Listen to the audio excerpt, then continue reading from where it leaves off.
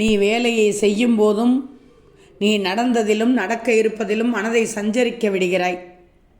நீ வாழ்கிறாயோ இல்லையோ, வாழ்க்கையை எந்த இடத்தில் ஒப்படைத்து விட்டோமோ என்று அறிய தினசரி வாழ்க்கையை நீ ஆராய்ந்து பார்த்தாலே போதும்.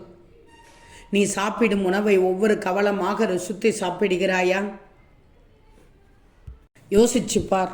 நீ ஈடுபடும் விஷயங்களில் உன்னை மறந்து லகித்து போகும் தருணங்கள் உண்டா தங்கமே? செலவில்லாத சின்ன சின்ன மகிழ்ச்சிகள் மன நிறைவுகள் அடைவதுண்டா? யோசிச்சுப்பார். இதற்கு ஆம் என்று சிலவற்றிற்காவது ஆம் என்று சொல்ல முடிந்தால் அந்த அளவிற்கு வாழ்ந்திருக்கிறாய் என்று அர்த்தம்.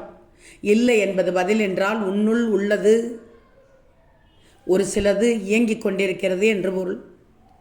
வாழ்க்கையின் ஒவ்வொரு தருணமும் முக்கியமானது. அதை முழுமையாக வாழும்போதுதான் உன் வாழ்க்கை அர்த்தமுள்ளதாக இருக்கும்.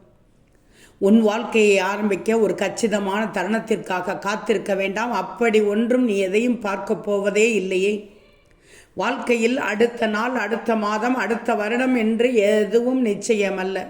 எப்போது வேண்டுமானாலும் வாழ்க்கை முடிவுக்கு வந்துவிடலாம். நிகழ்காலம் மட்டும்தான் உன் அதிகாரத்தில் உள்ளது. சொல்வதை கேள். இதில் நீ உன் குழந்தையுடனும் குடும்பத்துடனும் பெற்றோருடனும் முழு கவனத்தோடு ஈடுபட முடிந்தால் அப்போதுதான் நீ உண்மையில் வாழ்பவனாகிறாய். தங்கமி, முகமலர்ச்சியோடு எழுந்து உன்னுடைய நாளை துவங்கி அருமையாக வாழ்ந்துவிடு. நம்பிக்கையோடு எழுந்து இந்த சாயி சொல்வதை கேட்டு அற்புதமாக உன் வாழ்க்கையை வாழ்ந்துவிடு. நல்லதே நினைத்தால் நல்லதே நடக்கும். நல்ல நல்ல எண்ணங்களோடு உன்னுடைய சிந்தனையை உருவாக்கி உன் அறிவை பெருக்கி உன் வாழ்க்கையை வாழ்ந்துவிடு. அழகான நாட்களாக துவங்குவது உன் கையில்தான் இருக்கிறது தங்கமி.